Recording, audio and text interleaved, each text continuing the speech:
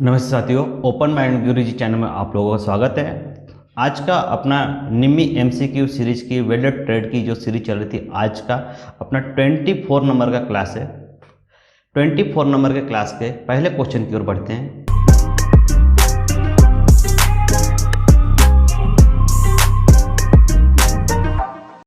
आज का अपना पहला क्वेश्चन है, धातु में निम्नलिखित गुणों में से कौन सा फ्रिक्शन वेल्डिंग के में इस्तेमाल की अनुमति नहीं देता है। जो फ्रिक्शन वेल्डिंग होता है, जैसे अपन इससे पहले जो पिछले जो क्लास में फ्रिक्शन वेल्डिंग के बारे में बहुत सारे क्वेश्चन किए, ठीक है, तो वहाँ से आप लोग को इसमें भी आप लोग को अनुमानित हो सकता है कि यानी कि इसका आंसर क्या है, ठीक है।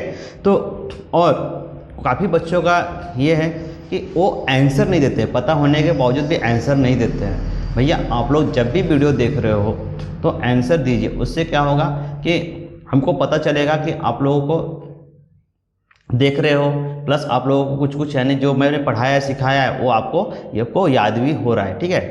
तो इसका आप लोगों को समझ में आ गया होगा। फ्रिक्शन वेल्डिंग में इस्तेमाल की अनुमति नहीं देता। कौन नहीं देगा? कम कॉम्प्रेसिव शक्ति के साथ धातु, जिसमें यानी क्या होता है, जो कॉम्प्रेसिव जिसमें कम होगा वो उसमें यानी कि जुड़ने की उसकी क्षमता जो है क्या रहेगी, कम रहेगी, तो हमारा वह सही परफेक्टली नहीं जुड़ेगा, ठीक है। चलिए नेक्स्ट क्वेश्चन देखते हैं। इसका सही आंसर बी है, ठीक है। नेक्स्ट क्वेश्चन देखते हैं। निकल और टाइटेनियम के लिए कौन सी वेल्डिंग प्रक्रिया प्रभावी है? निकेल और टाइटेनियम, देखो तो मेटल का ये नाम हो गया। कौन सी है? TIG welding. कौन सी है? टिग वेल्डिंग में निकेल और टाइटेनियम की वेल्डिंग परफेक्टली होती है, ठीक है, एकदम उचित यानी वेल्डिंग करने के लिए। तो निकेल और टिग, इसके लिए टिग वेल्डिंग के बी इसका सही आंसर है, ठीक है। ये हमारा टिग वेल्डिंग देख रहे हो, ये टंगस्टन का उपयोग हो रहा है यहाँ पे, और ये हमारा निकेल और ये मेटल से, और ये टिग वेल्डिंग का नोजल है, ठीक है, आप लोगों को पहचानने के लिए यहाँ पे दे दिया गया, ठीक है। चलिए नेक्स्ट क्वेश्चन की ओर देखते हैं। वेल्डिंग प्रक्रिया क्या है जो नॉन कम्युनिकेबल टंगस्टन इलेक्ट्रोड और बेस मेटल के बीच विद्युतीय चाप को बनाए रखती है? कौन सी है भैया? टिग वेल्डिंग, ठीक है, डी इसका सही आंसर है, ठीक है। विद्युत चाप बनाए रहती है। और टंगस्टन इलेक्ट्रोड मेन तो आप लोग को अभी इससे पहले क्वेश्चन वाले में बताया था टंगस्टन इलेक्ट्रोड कहाँ यूज होता है, और पिछले क्लास में ये भी बताया था आप लोगों को टंगस्टन का टिग से ही संबंधित है, ओनली टिग वेल्डिंग में टंगस्टन इलेक्ट्रोड का उपयोग किया जाता है, ठीक है। चलिए ये हमारा टिग वेल्डिंग हो गया, और ये हमारा टंगस्टन रॉड हो गया, ठीक है। ये जो हाथ में लेके हम वेल्डिंग कर रहे हैं वो हमारा टंगस्टन रॉड है, ठीक है। चलिए नेक्स्ट क्वेश्चन देखो। नेक्स्ट क्वेश्चन है, उस दोष का क्या नाम है जिसमें वेल्डिंग टिग प्रक्रिया के आधार धातु के साथ नहीं पिघलती है? कौन सी है भैया? फ्यूजन की कमी। आप लोगों को पहले भी पता होगा, ठीक है, लॉ ऑफ फ्यूजन, जिसमें क्या होता है कि जो मेटल है वो तो क्या होता है, पूरी तरह से पिघलती नहीं है। अगर उसमें फ्यूजन की कमी हो, ठीक है, तो वो क्या होगा, पूरा यानी कि वेल्डिंग परफेक्टली नहीं होगा। तो ठीक वैसी इसमें भी है, टिग वेल्डिंग प्रक्रिया में भी नहीं पिघल रही थी, तो क्या होगी, फ्यूजन की कमी होगी, ठीक है। हम कोई भी मशीन ले और उसमें अगर फ्यूजन की कमी हो, टेम्परेचर की कमी हो और कम ज़्यादा हो, तो हमारा जो वेल्ड है वो हमारा परफेक्टली नहीं होगा, ठीक है। चलिए नेक्स्ट क्वेश्चन की ओर देखते हैं। ये हमारा फ्यूजन की कमी है, ठीक है, यहाँ पे वेल्ड नहीं हुआ, ये हमारा फ्यूजन की कमी है, ठीक है। वेल्डिंग करते समय पोरोसिटी से बचने के लिए सेरेमिक नोजल का बोर व्यास क्या है? ठीक है, क्या बोल रहा है, पोरोसिटी से बचने के लिए क्या है भैया? पोरोसिटी से सही आकार का नोजल चूज करना। अगर हम सही आकार का नोजल अगर चूज नहीं करेंगे, हम मेटल के हिसाब से अगर नोजल की चॉइस नहीं करेंगे, टेम्परेचर के हिसाब से हम नोजल की चॉइस नहीं करेंगे, वेल्ड के हिसाब से, कटिंग के हिसाब से अगर हम नोजल की चॉइस नहीं करेंगे, तो क्या होगा, उसमें पोरोसिटी आएगा ही, वेल्ड खराब होगा ही, ठीक है। तो इसलिए हमें नोजल, ये जो है ना टिग वेल्डिंग की पूरे नोजल्स हैं, क्या है, टिग वेल्डिंग के पूरे नोजल है। आप लोगों को अलग अलग साइज के अलग अलग नोजल है, ठीक है, अलग अलग प्रकार के। ये आप लोग सिलेबस में पढ़े होंगे। अभी अपन क्या कर रहे हैं, यहाँ पे थ्योरी नहीं पढ़ रहे हैं, अपन एमसीक्यू ले रहे हैं, तो इसलिए आप लोगों को उतना डीपली नहीं, यहाँ पे अपने को क्या करना है, पेपर के हिसाब से। अभी क्या हो गया, साल तो खत्म हो गया, अभी अपने को क्या करना है, पेपर के हिसाब से तैयार रहना है। तो इसके लिए सही आंसर आपको सेम क्वेश्चन आने वाला, सेम ऑप्शन। तो यहाँ पे क्या लिखना है, करेक्ट साइज, टिक वेल्डिंग में जब पोरोसिटी से बचने के लिए क्या है, करेक्ट साइड का नोजल का उपयोग हमें करना है। सी इसका सही आंसर है, ठीक है, ध्यान में रखना है।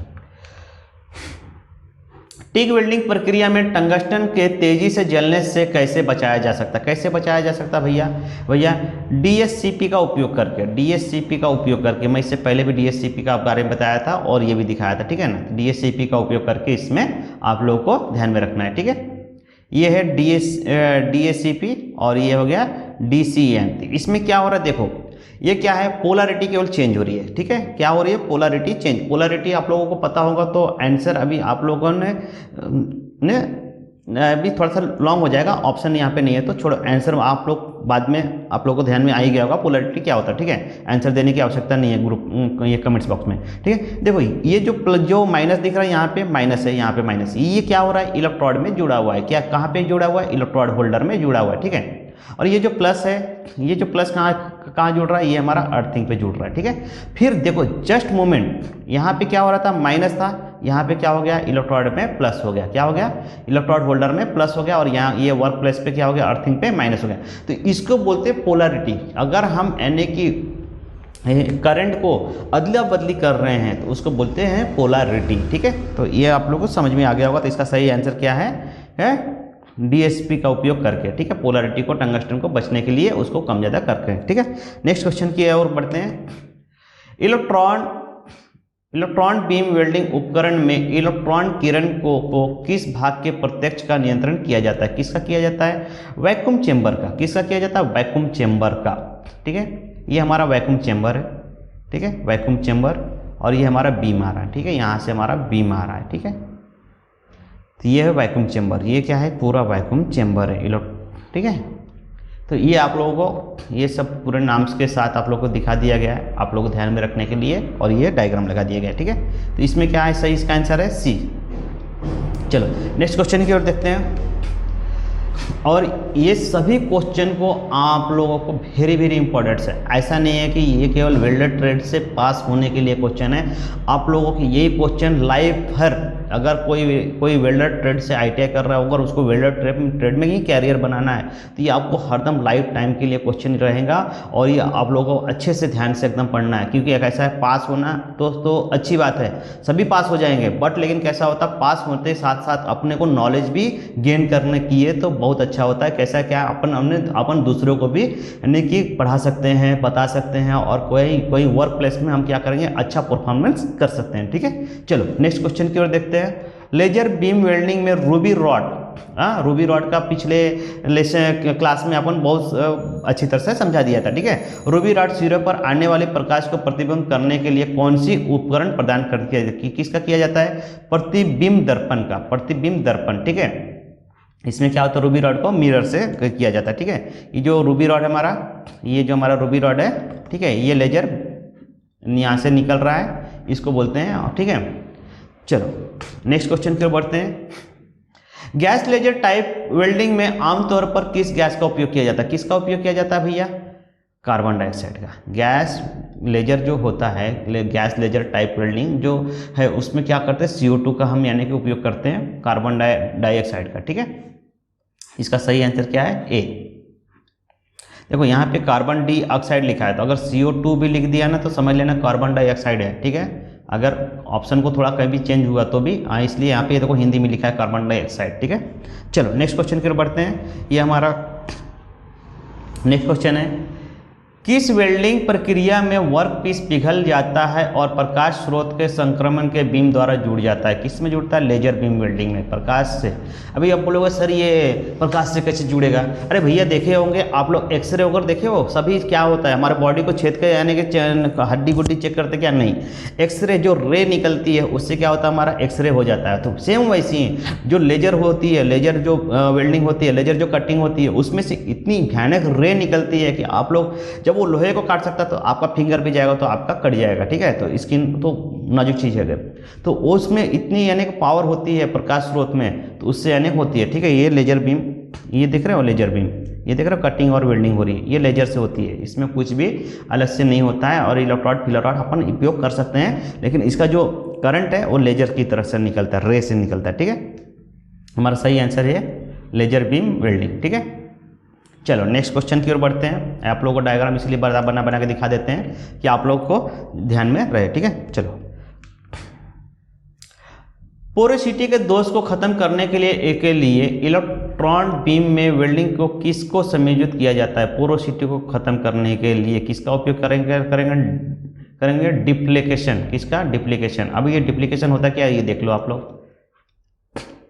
ये होता है डिप्लीकेशन, ये हमारा डिप्लीकेशन। जब हम वेल्डिंग करते हैं तो हमारा जो भाग को टेढ़ा हो जाता है और यहाँ जाता है, उसको बोलते हैं डिप्लीकेशन, ठीक है। इसको दूर करने के लिए हमें क्या करना पड़ता है? इलेक्ट्रॉन बीम का वेल्डिंग को समायोजित किया जाता है, ठीक है। जब समझ में आ गया होगा, चलो नेक्स्ट क्वेश्चन की ओर देखते हैं। वेल्ड जॉइंट को प्रभावित करने के लिए फ्रिक्शन वेल्डिंग प्रक्रिया में घूर्णन सदस्य का अनुमतित चक्कर कितना होता है? इसको देखो, ये अभी आने क्या है, ये थोड़ा सा ये है ना, कितना घूर्णन होगा, क्या होगा, तो इसको सीधा सीधा इसको लिखना है डी। इसका सही आंसर है 3000 RMP। इसको एकदम रट्टा मार लेना है क्योंकि ये इसमें कुछ समझाने लायक नहीं है, ठीक है। घूर्णन आप लोग को समझेगा नहीं, कैसा होगा, जो इसकी स्पीड है उसके ऊपर की बात कर रहा है, ठीक है। तो आप लोगों को क्या करना है, इसका क्वेश्चन का सीधा सीधा आंसर रट्टा मारना है कि 3000 RMP इसका आंसर है, ठीक है। पेपर में गलती नहीं करना है, 1500 2000 2000 मत मानना, 3000 सीधा सीधा सबसे ज़्यादा यहाँ वाला इसका आंसर है, ठीक है। घूर्णन की गति फ्रिक्शन वेल्डिंग में कितनी चक्कर, अनुमति चक्कर लगाती है? तो 3000 तक मार देना। 4000 भी होगा तो 4000 भी मार दो, क्योंकि स्पीड का कोई ये नहीं होता। घूर्णन कर रहा है, स्पीड से उसको गर्म करके उसको वेल्ड करना है, तो यहाँ पे सबसे ज़्यादा 3000 है, 3000 मारना है, ठीक है। ये हमारे घूर्णन की गति है। अब इसको गिन सकते हैं क्या, कितने की स्पीड है? इसके लिए अलग से एक मीटर आता है जो कि गिन के बताता है, ठीक है। वो मीटर अभी अपने पास नहीं है, ना ही अपन अभी इसको लगाए हैं, ठीक है। चलो नेक्स्ट देखते हैं, किस प्रकार का पदार्थ फ्रिक्शन वेल्डिंग में सम्मिलित होने के लिए अधिक उपयुक्त है? किस प्रकार का भैया पदार्थ को? तो भिन्न पदार्थ का। अभी फ्रिक्शन वेल्डिंग में प्लास्टिक है, लोहा है, मेटल का कोई भी भाग है, कम कार्बन, अधिक कार्बन, उसको फ्रिक्शन करेंगे, गर्म होगा तो पिघल उसमें क्या होगा, हीट उत्पन्न होगी तो नरम आके वेल्ड हो ही जाएगा, ठीक है। तो उसमें हम भिन्न भिन्न के कर सकते हैं मेटल को, ठीक है। इसका सही आंसर क्या है? बी। ये देख रहे हो, भिन्न भिन्न, ये कॉपर है, स्टील है, ऐसे यानी कि कई मैंने लगा दिया है, ठीक है। ये सभी यानी कि वेल्ड किया जा सकता है, ठीक है।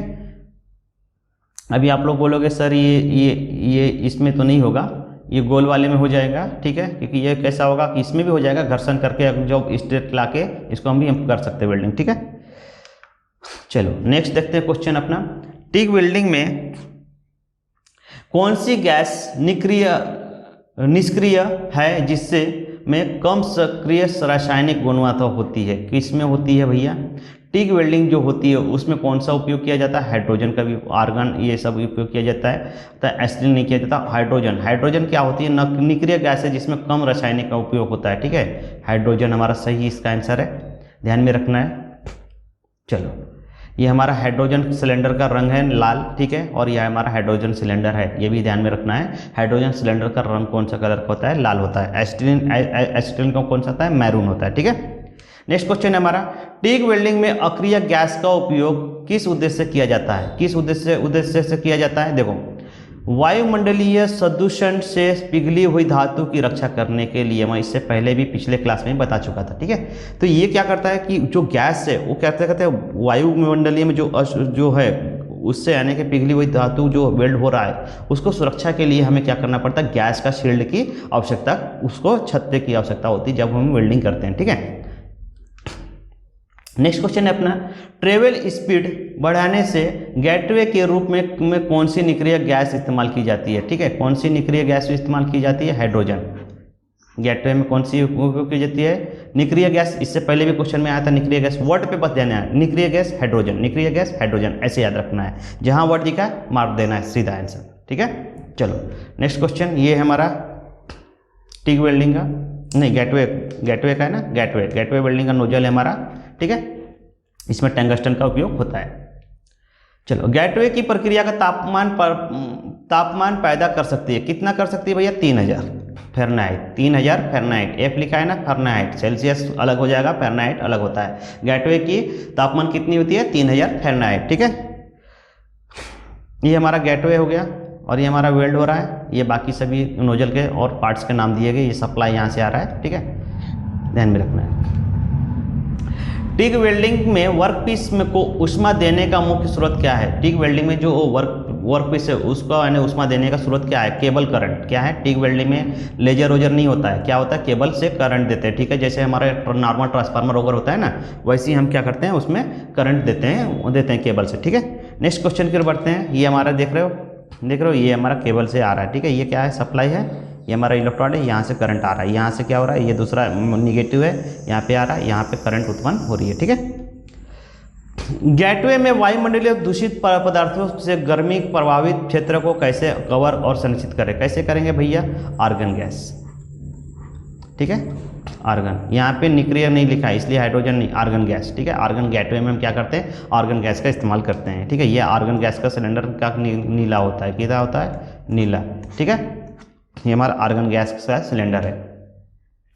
गेटवे प्रक्रिया में स्टेनलेस स्टील की वेल्डिंग के लिए किस आर्गन में थोड़ा सा हाइड्रोजन जोड़ने का क्या उपयोग है? अगर उसमें क्या बोल रहा है? आर्गन के साथ साथ हाइड्रोजन भी जोड़ना है, क्या उद्देश्य हो सकता है?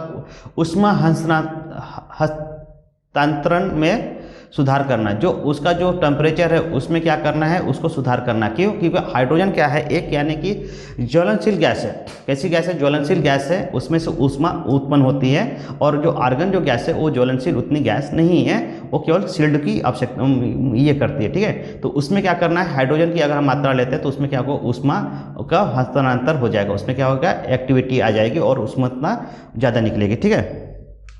ये जैसे आर्गन में क्या हो रहा है? हीट अभी देख रहे हो, ये नोजल पूरा लाल हो गया है और ये वेल्डिंग हो रही है, तो इसमें ज़्यादा हो रही है, ठीक है। चल, आज के लिए हम इतने पे रोकते हैं। आज का क्लास हम ये हो गए, ठीक है, ख़त्म। तो अभी देखो आप लोग हर क्लास में इसलिए बताते जा रहा हूँ कि आप लोग फटाफट CSTL लॉन्चपैड चैनल से जुड़ जाइए। इससे क्या होगा? जैसे ही आप लोगों का एग्जाम खत्म होगा तो आप लोगों का क्लासेस यहाँ से स्टार्ट कर देना है। और कैसा है कि जब भी रिजल्ट होगा उसके बाद जो भी अप्रेंटिसशिप की रिक्वायरमेंट्स आएगी या रेलवे की अभी रिक्वायरमेंट्स आ रही है तो आप लोग एलिजिबल हो जाएंगे और आप लोगों का वेल्डर ट्रेड का जो पढ़ाई है वो पूरी तरह से चलते रहेगी। और यहाँ पे कंपटीशन की क्लासेस की वेल्डर ट्रेड से पूरी क्लासेस यानी कि कंटिन्यू चलते रहेंगी। और जैसे जैसे रिक्वायरमेंट्स आएगा हम वैसे वैसे पढ़ाना और उसके बारे में रिक्वायरमेंट्स के बारे में जानकारी देना चालू कर देंगे। और आप लोगों को फटाफट एक व्हाट्सएप ग्रुप बना दिया गया है, उससे आप लोग को जुड़ जाना है। ये नंबर पे 8208672132 ये नंबर पे आप लोगों को कॉल नहीं करना है, ओनली व्हाट्सएप करना है और लिखना है कि मैं वेल्डर से हूँ, आपका नाम आपका और वेल्डर लिख देना है। मैं आप लोगों को ग्रुप का लिंक शेयर करूंगा, उससे आप लोगों को जुड़ जाना। इस पर क्या होगा कि आप लोगों को न्यू कुछ भी आएगा तो वहाँ से भी आप लोगों को जानकारी दे दिया जाएगा। और चैनल के ऊपर तो आप लोग बेल आइकन दबा दीजिए, वहाँ से जैसे भी हम नई वीडियो डालेंगे तो आप लोगों को वहाँ पे मिल जाएगा, ठीक है। और अभी आप लोगों से ये है कि यानी कि कैसा है कि आप लोग कम से कम 2 से 3 बार इस वीडियो को कम से कम देखने की कोशिश करो। क्यों? क्योंकि आप लोग जब तक परफेक्ट नहीं हो जाएगा तब तक आप लोग एग्जाम में पूरा नहीं कर पाएंगे। और आप लोग को जब तक परफेक्ट नहीं होगा तब तक आपका रिजल्ट अच्छा नहीं होगा। और मैं ये चाहता हूँ कि सभी जो मेरे वेल्डर ट्रेड से जो भी बच्चे यानी कि तैयारी कर रहे हैं, कम से कम 90% से एवब ITI में लेके उनको अप्रेंटिसशिप भी जल्द से जल्द मिले और आगे के लिए भी उनका रास्ता खुला रहे, ठीक है। चलो आज के लिए हम इतने पर रोकते हैं, फिर मिलते हैं न्यू क्लास में बहुत जल्द। धन्यवाद।